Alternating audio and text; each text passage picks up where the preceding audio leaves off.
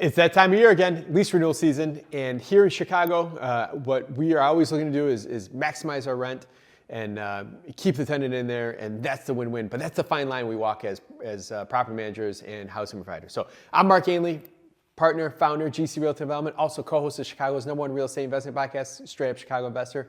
You got to check that out. But what I want to talk to you about today is lease renewals and what we found when we look back at our 2025 numbers. So like I said in the beginning there, as an investor, you're always looking to maximize your rent, but it's a fine line because if that tenant moves out, trying to get that extra 25 or 50 bucks goes right down the drain when you're trying to do $3,000, $4,000, $5,000 in turnover work to get this place ready, plus all the time you're going to spend. So I always preface all of the lease renewal conversations with do the math. It's just a math problem. Can I not get an increase out of the current tenant and avoid turnover? It's still worth it. I probably would argue that even if you gave the tenant a $50 less rent payment next month or next year, you still be far better ahead in cash flow wise. But don't get me wrong, if you're not increasing rents or if you're going backwards in my quirky example there, you obviously could run into issues like some of our owners did over the last few years where they gave such small increases that when it came time to all of a sudden they're like, wow, I'm $500 below market. And that really, usually for a tenant to make up that gap is tough to make happen. And for a landlord, they usually have to turn over the unit at that point. So keep in mind, you want to keep somewhat close, at least within 10, 12% of where your market rate is. And again, you don't want to probably exceed that as well too, because if you're 10% over what market rent is, there's a good chance your tenant might be looking next year. But going into some details of what I found. So I went back in 2025, we did 1,119 lease renewals out of our portfolio. And our portfolio at any given time is usually around, I think last year was anywhere between 1,350 and 1,450. So we did 1,019 lease renewals. So that basically is 72.3% of our portfolio renewed last year, which looking back, I might save this for other videos, but I look back, we've been in the 70s every single year, which is pretty impressive as an operation. So I'm going to pat myself on the back for that if you're not. But 61.1% is the Chicago metro average. Now that is apartment complexes, mom and pop landlords, that is city, suburbs, all the way out to call it 47 up to Wisconsin down to south of 80. So, which actually shocked me. And I looked back and that average is usually between 61 and 68% in any given year in the last couple decades. So I was pretty amazed by that. So when we broke down the 1,019 that we did, what I found interesting was 8.6% of those.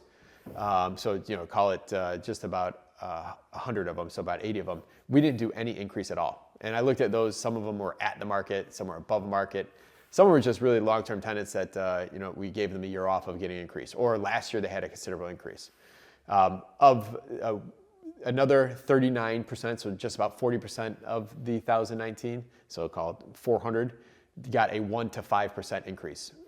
And then 33% got 5 to 10%, and we had 18.6% of those 1,019 renewed had a 10% or more bump. Now, looking at this, we had some people that were extremely underwater. It looked like of those 18%, I think it was like 40 or 50 of them were clients that just bought buildings here recently.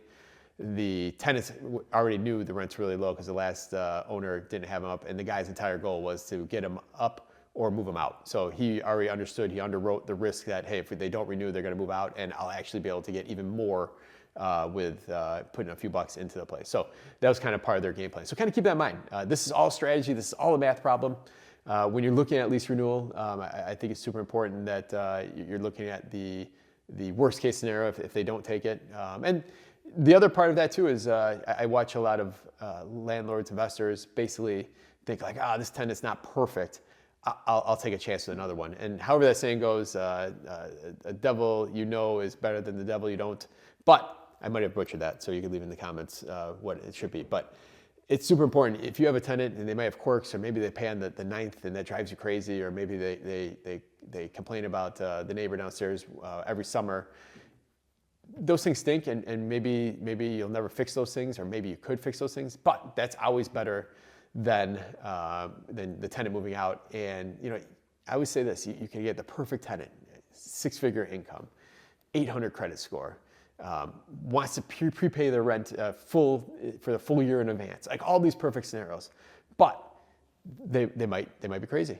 They might have their own issues. They might be fresh out of a divorce and they're going crazy because they can't believe their spouse cheated on them, and they're going to be a horrible neighbor. They're going to be a terrible tenant for yours. Maybe they've never rented before. Perfect on paper, it doesn't always translate to perfect in day-to-day as your ongoing resident. So keep that in mind. Some of your imperfection of your current resident might be safer than what you could get in a worst case scenario. So anyways, back to lease renewals. Walking that fine line of how much do I increase it versus risking somebody moving out. It's always super important to get in line with what those are. If there's anything I can ever help you with, feel free to reach out. If you have questions about your renewal, I won't go into it here, but make sure when you're renewing here, you're getting all the new addendums that came out here. We're recording this in 2026, so you have the safety disclosure that has to go in the front for anywhere in the United States or anywhere in the state of Illinois. So you have a bunch of that stuff. If you have any questions, let me know. If you don't want to do this, we offer tenant placement. We'll do it all for you.